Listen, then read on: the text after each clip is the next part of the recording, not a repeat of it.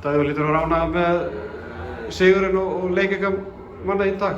Já, mjög ánægður með stigin, en mér fannst það svo sem ekkert sérstaklega í svona leik, en 3 stig. Gott að halda hreinu. Já, gott að halda hreinu og maður leiksins Sindri í markinu, bara hrikalega ánægður með hann.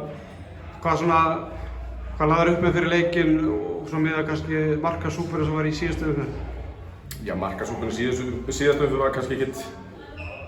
Jú, hún kemur bara eftir mistök og annað, en við erum ekki fræðir fyrir að gefa okkur mörk og það þurfti svo sem ekkert að innbra á því, bara rétt að brýna hnífuna að náttast og við höfum aldrei áhyggjur af því að við erum með það góða menn þarna í vörninni að maður hefur svo sem ekkert sérstakar áhyggjur af því neitt. Davíð, þó náttúrulega í leikmanni og Leonard líka leikmenn sem er í lykilhlutverki hjá okkur. Þurftu að leggja upp með eitthvað annað fyrir þennan leik?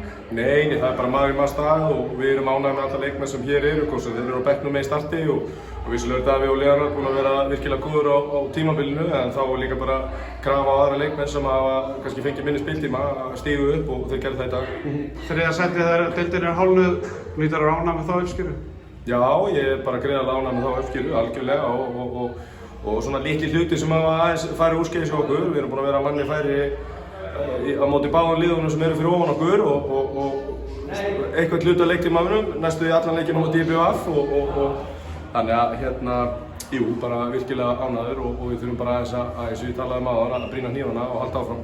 Albert Brynjar fer að velli hérna undir lok leiks á Börum. Hver er staðan á honum? Það er algjörlega klófurlaust brot og ég verð að viðurkenna það. Ég skil ekki hvernig þetta gat verið bara gult spjald í fyrstu fréttur að þetta er mjög alvarlegt.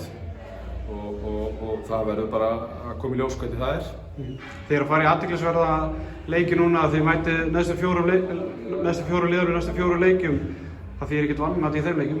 Nei, og við svo sem, ég ætla ekki að segja að það verið vanmat í byrjun móts, en